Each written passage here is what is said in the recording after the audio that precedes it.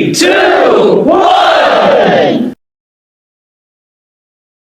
السلام عليكم ورحمة الله وبركاته. أهلا بكم في لقاء جديد على قناة بداية حياة. كداب يا ريس، لو حد ضحك عليك وقال لك إن في 120 مليون مصري بيحبوك ومستعدين إن هم يضحوا بروحهم وبحياتهم. للأسف أنت حاطط ناس حواليك فعلا، بس أنت المفروض أنت راجل من عامة الشعب، راجل مش جاي من أوروبا، أنت راجل مصري وجاي من حي شعبي، يعني عارف الأفكار اللي بتدور في الشعب وسط الشعب المصري إيه، وعارف إيه اللي حاصل في البلد كويس. لو 120 مليون مصري بيحبوك زمن الإعلام المضلل، فاهم حضرتك؟ ما حصلش الكلام ده. لو في 1 في 120 مليون كاره حضرتك، ده انت مش هقول لك انا عارفه انك انت ممكن تهرسه، ممكن يعتقل وممكن يترمي ورا الشمس زي الناس اللي اترمت قبل كده. لا، انا هقول لك لازم تعمل له حساب، مش حساب عشان خاطر شيء لانك انت ضعيف، لا. والايام اثبتت انك انت مش ضعيف، انك انت قوي وذكي جدا، وعرفت تحكم القبضه الامنيه ازاي كويس. البلد ازاي تمشي بالقبضه الامنيه، لكن القبضه الامنيه عمرها ما هتمشي يا ريس. انا عايزه احب رب البيت واحب الرئيس بتاعي، مش خوفا منه، حبا فيه، لان لما يكون قلبه عليا وقلبه على البلد، لما تحسسنا بالامان الفعلي، انت مش محتاج مساعدين يضللوك ولا اي شيء. ده رقم واحد. الشعب المصري عمل زي الست اللي متجوزه اللي بتحاول تضحي وتتنازل كل مره عشان خاطر المركب تمشي وعشان خاطر البيت يمشي، لغايه ما المركب للاسف غرقت. احنا وصلنا دلوقتي، انا لا بحرض على مظاهرات ولا بحرض على اقاله حضرتك ولا انك انت تتنازل على العرش ولا غيره ولا اي شيء من ده كله. احنا دلوقتي في مركبه والمركبه بتغرق، احنا وصلنا للنهايه، احنا عايزين نشوف حلول. سيادتك حضرتك مصر انك انت تعين حكومات فاشله فاشله فاشله فاشله.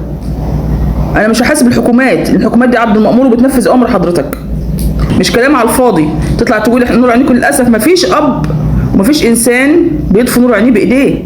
على ارض الواقع انك انت فعلا بتحبنا، وانك انت فعلا بتبذل قصارى جهدك علشان خاطر الشعب ده يستمر والحياه تستمر في مصر، ساعتها هنحبك فعلا، مش خوف. احنا مش عايزين نخاف منك، انا ما يخصنيش وبقولها، واللي يزعل مني يزعل يا جماعه. لو حكمني يهودي، في فرق بين اليهودي وبين الصهيوني. اليهودي دي شريعه من شرائع ربنا سبحانه وتعالى، ودين الاسلام، وانا كمسلمه لازم اعترف بيها، ولازم انا احميهم، ولازم انا اخاف عليهم واحمي مالهم وعرضهم. دول اهل كتاب، سواء المسيحيين او اليهود على مستوى العالم، مش في مصر بس. لو حكمني يهودي وما ظلمنيش وحجج لي على الاقل 50% حتى من احتياجاتي، انا هرحب بيه، مش هقول له لا. انا ما يخصنيش حضرتك اخوان ولا السيسي اللي حاكمني ولا محمد مرسي ولا غيره ولا الكلام ده كله، انا ما يعنينيش. انا كمواطنه عاديه، انا ليا متطلبات ادميه بسيطه جدا. احنا مش بنطلب المستحيل ولا بنقول لحضرتك هات لنا قطعه من القمر. في فشل حصل، نعترف بالفشل اللي حصل يا جماعه، ما ندفنش راسنا في الرمل ونطلع نسقف ونطبل، لا مش هينفع. وبعدين احنا وصلنا للنهايه دلوقتي، احنا وصلنا للنهايه يا جماعه. يعني لا مظاهرات هتنفع، ولا يسقط حكم العسكر هينفع، ولا يسقط السيسي ويرحل هينفع، الكلام ده كله مش هينفع. احنا كلنا دلوقتي في مركب واحده، لازم كل واحد يمسك في المركب بايده وباسنانه، ما يحاولش يغرقها. احنا عايزين نشوف حلول عمليه، وما اكثر العلماء في مصر، وما اكثر الاقتصاديين، وما اكثر الناس اللي تعرف تطلعنا من الازمات دي. بس ليه مصرين ان احنا نجيب الفشله نصدرهم؟ ليه يا ريس؟ ليه؟ ويا جماعه انا بقول يا ريس، مش ان انا اقول بعترف بشرعيه او غير شرعيه. انا اهلي علموني ان انا احترم الاكبر مني. انا بيني وبين الراجل ده 20 سنه، يعني لازم احترمه كسن مش اكتر، عشان ما تقولنيش انا اخوانيه وانك انت بتطبلي للسيسي. انا ما بطبلش لحد، انا بطبل لحد ولا يلزمني تطبيل. وانا على فكره لما بتكلم ما بتكلمش عن مشاكل الشخصيه.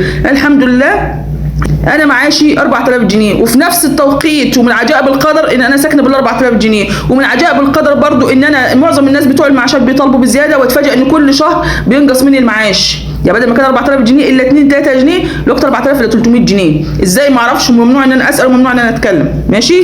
يعني انا وقلت كذا مره، انا ليا مصدر تاني، ان اخواتي هم اللي ساندني، مصدر انا سندني. انا اللي حزنني اكتر يا ريس الفيديو بتاعي يا جماعه اللي فات جاب 12000 مشاهده لغايه دلوقتي، وبيزيد في الزياده ما شاء الله. ماشي؟ بس اللي حزنني التعليقات بتاعت الناس اللي طلع خوني، واللي طلع قال انت مطبلاتيه، واللي طلع قال انت اجدع من 100 راجل في مصر، واللي طلع قال لي انت خلفت ليه 3 لما انت مش قد عيشه. انا ما خلفتش 3 يا جماعه، انا معيش غير بنت واحده وبنتي متجوزه والحمد لله، يعني انا بنفسي فقط لا غير. الثلاثه اللي بحكي عليهم دول اطفال ايتام ولاد اخويا انا بربيهم، ربنا كاتب عليهم اليتم وانا بربيهم، بس بعاني معاناه ايه؟ كل يوم قصه السندوتشات والاكل والشرب والتسويجه زي اي حد من الشعب. يعني انا شخصيا كشخصه مش محتاجه الحمد لله اعيش قد اللي عشته، مش عايش 50 سنه، اعيش ايه اكتر؟ اعيش 10 سنين 20 سنه كمان. احنا بنتكلم عن الاجيال الجديده يا فندم، الاجيال الجديده اللي طالعه. انا بتكلم عن تجربه شخصيه، وانا عامه الشعب لازم احس بيهم، لان انا عانيت زي لغايه لسه من سنتين 3 انا كنت بشتغل. عارفين يعني ايه بشتغل؟ يعني انا معايا طفله كنت بربيها، طفله يتيمه لمده اكتر من 20 سنه بربيها لوحدي، كنت اب وام، كنت اشتغلت كل الشغلانات الحلال المباحه ليا والمتاحه ليا في التوقيت ده اهو، ما لقيتش واسطه. انا المفروض كنت اشتغل محاميه، لمجرد ان انا استحرمت فلوس المحاماه او ان انا كان في نسبه شك في فلوس المحاماه سبتها، قلت اشتغل اي شغل عادي. اشتغلت في مصانع وفي محطات وفي مزارع وما استعرضتش وما اتكسفتش ومش عيب. كنت بشتغل من الصبح، اطلع من بيتي الساعه 7 الصبح اروح الساعه 11 بالليل عشان خاطر اوفر لبنتي، مش رفاهيه، الجوت الاساسي. عشان كده انا حاسه بالناس واللي بتعانيه الناس، لكن انا حاليا الحمد لله اعتبر مستوره. لما اشوف حضرتك على ارض الواقع انك انت فعلا بتحبنا، وانك انت فعلا بتبذل قصارى جهدك علشان خاطر الشعب ده يستمر والحياه تستمر في مصر، ساعتها هنحبك فعلا مش خوف. احنا مش عايزين نخاف منك، انا ما يخصنيش وبقولها، واللي يزعل مني يزعل يا جماعه. لو حكمني يهودي، في فرق بين اليهودي وبين الصهيوني. اليهودي دي شريعه من شرائع ربنا سبحانه وتعالى ودين الاسلام، وانا كمسلمه لازم اعترف بيها، ولازم انا احميهم، ولازم انا اخاف عليهم واحمي مالهم وعرضهم. دول اهل كتاب سواء المسيحيين او اليهود على مستوى العالم مش في مصر بس. لو حكمني يهودي وما ظلمنيش وحجج لي على الاقل 50% حتى من احتياجاتي، انا هرحب بيه، مش هقوله لا. انا ما يخصنيش حضرتك اخوان ولا السيسي اللي حاكمني ولا محمد مرسي ولا غيره ولا الكلام ده كله، انا ما يعنينيش. انا كمواطنه عاديه انا ليا متطلبات ادميه بسيطه جدا. احنا مش بنطلب المستحيل ولا بنقول لحضرتك هات لنا قطعه من القمر. في فشل حصل نعترف بالفشل اللي حصل يا جماعه، ما ندفنش راسنا في الرمل ونطلع نسقف ونطبل، لا مش هينفع. وبعدين احنا وصلنا للنهايه دلوقتي، يا جماعه. يعني لا مظاهرات هتنفع، ولا يسقط حكم العسكر هينفع، ولا يسقط السيسي ويرحل هينفع، الكلام ده كله مش هينفع. احنا كلنا دلوقتي في مركب واحده، لازم كل واحد يمسك في المركب بايده وباسنانه، ما يحاولش يغرقها. احنا عايزين نشوف حلول عمليه. وما اكثر العلماء في مصر، وما اكثر الاقتصاديين، وما اكثر الناس اللي تعرف تطلعنا من الازمات دي، بس ليه مصرين ان احنا نجيب الفشله نصدرهم؟ ليه يا ريس ليه؟ ويا جماعه انا لما بقول يا ريس مش ان انا بقول بعترف بشرعيه او غير شرعيه. انا اهلي علموني انا احترم الاكبر مني. انا بيني وبين الراجل ده 20 سنه، يعني لازم احترمه كسن مش اكتر، عشان ما تقولنيش انا اخوانيه وانك انت بتطبلي للسيسي. انا ما بطبلش لحد، انا بطبل لحد ولا يلزمني تطبيل. وانا على فكره لما بتكلم ما بتكلمش عن مشاكل الشخصيه، الحمد لله. فبقول لك يا ريس ان بلاش الناس اللي حواليك، الهاله اللي معموله حواليك وبيطبلوا لك وبيقول لك الشعب كله وراك. ما حصلش الكلام ده، بيكذبوا عليك فعلا. لا مش كل الشعب يا ريس، ده ربنا سبحانه وتعالى من فوق 7 سماوات ما حدش اجتمع عليه. في ناس ملحده مش مؤمنين بوجود اله. سيدنا محمد عليه افضل الصلاه والسلام نبي الخلق اجمعين، الناس اختلفت عليه، وانت بشر بتصيب وتخطئ. ان كنت سعيد فعلا وحاولت تعمل حاجه والظروف ما ساعدتكش، نطلع نعترف نقول والله يا جماعه حصل. لكن ما حضرتك ما تشيلنيش انا الشيله في الاخر، ما تبدأليش بانتوا نور عينيا وانتوا بكره تشوفوا مصر ومصر قد الدنيا ومصر هتبقى ام الدنيا، ولا بنتراجع لورا. يعني احنا لو كان الاقتصاد ماشي 90% قبل الثوره، الوقت احنا 0%. لا اقتصاد ولا عيشه ولا حياه. اللي بيحصل ده خراب لمصر يا ريس. وبقول يا ريس، باكد يا ريس، احتراما للسن مش اكتر، يا جماعه، عشان محدش يقول يجولني اي حاجه. لازم يتشاف في لازم وقفه، لازم فول ستوب كده ونشوف ايه الازمه، ايه اللي وصلنا لكده. ان كانت قروض او اللي حصل. شوف الناس يا جماعه، نشوف ذات الخبرات اللي طلعنا من الازمه دي. احنا كلنا في مركب واحده، المركب بتغرق، كل واحد يحط ايده على الثقب اللي اتثقف في البلد. مش هيفيد الكلام، ومش هيفيد اللوم، ومش هيفيد العتاب. لا مظاهرات هتنفع ولا غير، عشان نجيب لكم الاخر. وعشان ما تقتنعوش ان المظاهرات هتجيب فايده. انتوا لو وقفتوا على شعر راسكم في 2011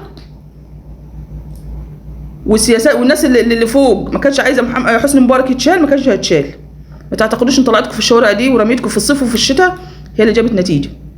بدليل ان اتعامل ده كله برضو مع الاخوان وما حصلش.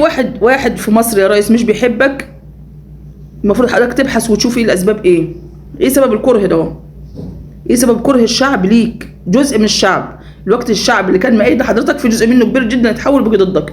مش عاوزين نوصل الناس لحته المظاهرات وان في ناس من الغرب تتدخل ويلعبوا في دماغهم والبلد تخرب. انا ضد المظاهرات لان عارفه ايه التوابع بتاعتها، وضد الثورات لان عارفه التوابع اللي احنا وصلنا له ده بسبب المظاهرات بسبب الثورات. برضو احنا عايزين نعيش في امان، عايزين اقل حقوق البشريه. حضرتك المفروض تشوف ايه الاسباب، ما تقولش لا دي كلهم بيحبون. ما حصلش ومش هيحصل. ومش هيحصل. انا شخصيا ما انتخبتش حضرتك، وزي ما قلت لو اي حد يجي من مسيحي يهودي يجي حكمني وكان عادل ومش ظالمني على عيني وعلى راسي، لا تفرق معايا مسلم ولا اخواني ولا شيعي ولا سني ولا الكلام ده كله. اهم حاجه العدل اللي بتقوم عليه اي دوله محترمه. الحاكم لما يبقى عادل والشعب يلتمس فعلا ان هو بيعمل شيء مش ان هو مجرد كلام وخلاص في الهوا، هيحبوك وهيقفوا جنبيك. والله كله هيقف جنبيك وكله هيأيدك.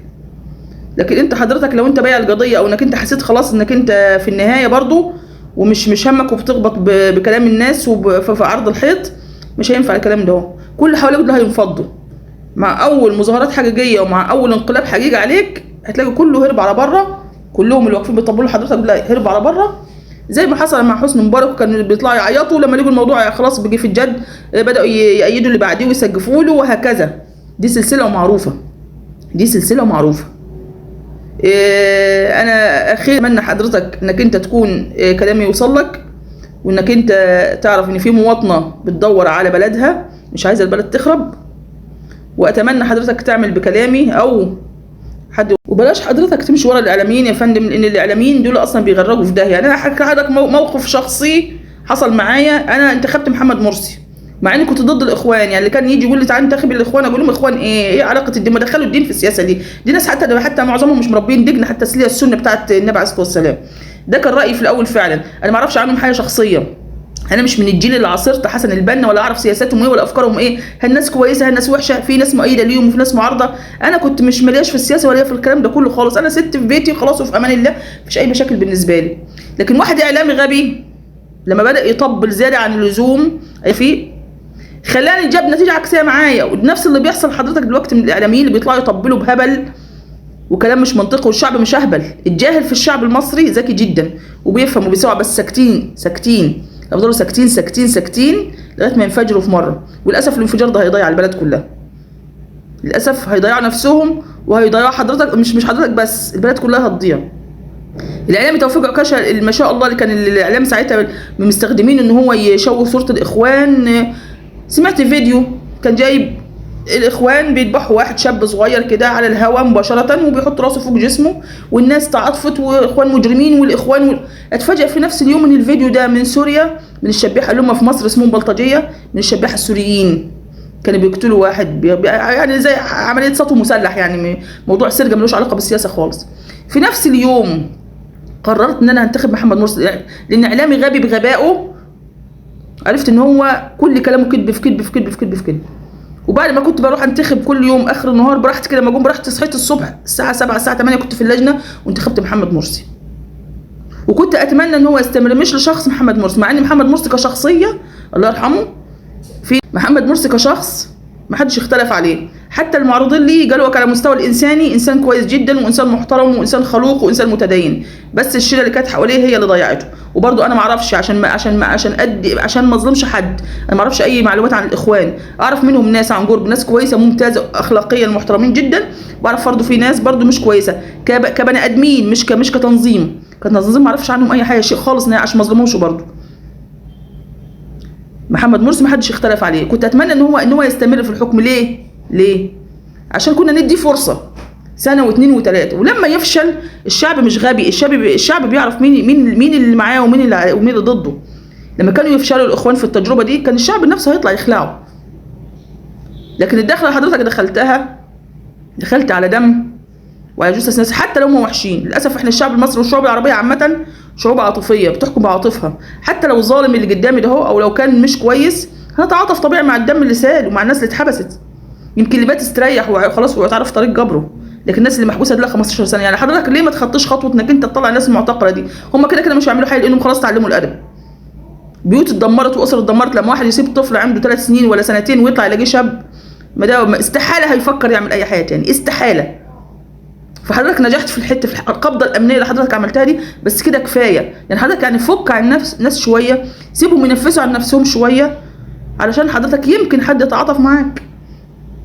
لكن انت دلوقتي ما تدي بالقلم قلم قلم وتقول الشعب هيتحمل، الشعب هيتحمل مره واثنين وثلاثه وعشرة، بس هينفجر. بس للاسف الانفجار ده مش لمصلحتك ولا لمصلحتنا.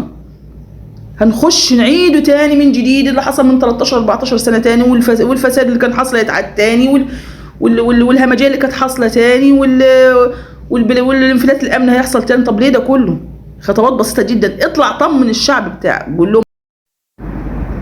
وغير ولادنا اللي في الجيش، مين اللي هيبقى حائط صد لاي هجوم؟ الشعب نفسه، زي ما كان بيحصل في بورسعيد وفي السويس وفي الاسماعيليه. مش كان بيحصل ساعات مقاومه من الشعب نفسه بعيد عن قصه الجيش؟ لما الناس تفقد الانتماء لبلدها يا فندم، حضرتك منتظر منهم ايه؟ يعني حضرتك منتظر ايه من الناس دهياتي؟ ما انت ما فيش اكل، يبقى خلاص تولع البلد بالسلامه. قادله هيتجال من الناس ابسط شيء، ومحدش هيقدر يلوم عليهم، محدش هيقدر يلوم عليهم. فاتمنى لاصحاب العقول السليمه في البلد يوصلوا كلامي دوت لرئيس الجمهوريه، وبلاش نهاجم بعض يا جماعه، وبلاش نخون بعض. كفايه البلد اتقسمت نصين، ادينا 14 سنه البلد اتقسمت نصين بين مؤيد ومعارض. يا ريت لما نختلف باحترام مع بعضنا، بلاش الاهانات، بلاش كل واحد يخون التاني. ما نتناقش مع بعض، كل واحد له وجهه نظر. انا مش هكذبك، انت ليك وجهه نظر مقتنع بيها وليك اسبابك، وانا ليا وجهه نظر مقتنعه وليا اسبابي. نتناقش ونحاول نوصل للنقطه في النص. احنا وصلنا لها اوتوماتيك اجباريا، وصلنا للنقطه دي ان احنا كلنا في المركب دلوقتي، والمركب مخرومه والمركب منتظرين تغرق. لازم كلنا ننسى اي خلافات بيننا، لازم كله يتحد. اللي يقدر يعمل حاجه يعملها يا جماعه.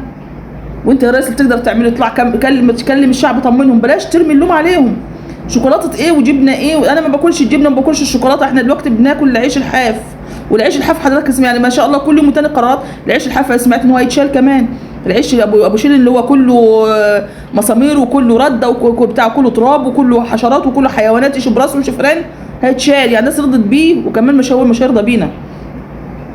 اطلع حضرتك طمن الشعب بتاعك، قول لهم ان في خطا حصل، مش عيب، بالعكس والله الناس هتحترمك، الناس هتحترمك جدا. ويقول لا، اعترف حضرتك ان حصل فشل، حضرتك اسأت اختيار ناس معينه، المنظومه اللي حواليك السياسيه ضلالتك، او ان هم كانوا فشله، مش عيب. ما نطلع اغير كل شهر وزير، واغير الوزاره كلها كل شهر، ايه المشكله يعني؟ ايه المشكله؟ زي ما بيحصل في الدول المحترمه بره، ايه المشكله يعني؟ لقيت وزير فاشل في نقطه معينه، اشوف اللي عنده خبره ولا عنده المحنك في مجاله وعينه. يعني كل زمان بنعيب على الاخوان، نقول الاخوان اخوانه الدوله. طب معلش انا اسفه، طب دلوقتي بقت عسكره الدوله. انا لما ماشي اوكي في امنيا في شرطه وفي جيش، ماشي، محتاج حد عسكري يمسكها، ماشي، تخصصه ومجاله وهينجز وهينجح فيه. لكن لما اروح امسك قطاع التعليم ولا قطاع الصحه، الناس عسكريين، معلش، ما مش نبي مرسل، ده بشر وليه حدود علميه وليه حدود فكريه. العسكري ده هو اللواء، ازاي امسك واحد لواء ولا واحد ممسكه حاجه قطاع ما يعرفش فيه اي شيء؟ هيديره ازاي يا فندم؟ هيديره ازاي؟ ده ممكن يكون انسان جاهل، واحد جاهل. يعني بكرر تاني على سبيل المثال، محافظه المنوفيه ما شاء الله عليها فيها عباقره. ممكن يكون واحد جاهل جاي من تحت الجاموسه، مع احترامي ليه، انا فلاحه واصلي فلاح وصعيديه، وممكن يدير دوله بذكائه وبمخه. اسالوا اهل الذكر ان كنتم لا تعلمون. نشوف الخبير في الموضوع ده، حتى مش لازم يكون درجه علميه، مش لازم يكون دكتوراه وماجستير وما اعرفش ودرس بره ودرس جوه. ممكن يكون انسان بسيط جدا بس عنده فكره وعنده خبره وعنده تجربه. ليه ما استعينش بالناس دي؟ ابحث، ادور، اشوف حد يكون قلبه على البلد فعلا، مش مجرد مناصب، مش ناس قاعده على كراسيها بتاخد بالملايين كل شهر، وغباء ومخ واقف وعقليه واقفه. اشوف حد يدور على مين اللي يحل، حتى لو كان عدوي، حتى لو حد انا ما بحبهوش، حتى لو حد شلته، حتى لو حد اتظلم وشلته وسمعت عنه كلام مش كويس، وزير ما كانش كويس. يعني هدي حضرتك مثال، كان في مثلا ايام قبل الاخوان مثلا، كان في دكتور مش فاكره اسمه، ابن الوزير زكي بدر، راجل في التعليم، جي قلب المنوفيه في يوم، جي حاسب المدرس اللي قاعد نايم كان اسمه احمد زكي بدر، راجل محترم جدا، جي قلب، مع انه جي من اول يوم عمل ربك المدرسين، خلاهم بيجروا ورا بعضهم وعاقبهم وحاسبهم. للاسف بغباء الاخوان راح شايلينه، اول ما مسكوا الحكم راح شالوا. ليه شال واحد زي ده؟ ليه؟ واحد قلبه على البلد وواحد مش شايف شغله. كان في وزير بس مش متذكره كان اسمه ايه، كان مسك مع حضرتك برضو رئيس وزراء، كان بيمشي الصبح، كان يجري الصبح كده وشايفاه كله نشاط ما شاء الله عليه. رئيس الوزراء كان ابراهيم محلب، ده كان راجل ممتاز ما شاء الله عليه، مع انه كان في عصر حضرتك وانا كنت ضد الكلام دوت كله، بس لما شفنا راجل نشيط جدا ما شاء الله عليه، وكان عامل شغله كويس وشايف شغله كويس ويجري هنا. ما اعتقدش الراجل ده كان بينام ولا كان بيقعد، ما كانش بينام ولا كان بيقعد. ده يتشال ليه برضه؟ ليه؟ ده يفضل في منصبه لغايه ما يموت في منصبه، ما شيلهوش واجيب واحد افشل منه. يا ريس اتمنى كلامي يتسمع، اتمنى رساله توصل لحضرتك وتشوف وتصدر قرارات عاجله وتلحق البلد قبل ما تغرق، تلحق المركب قبل ما تغرق يا ريس، اتمنى.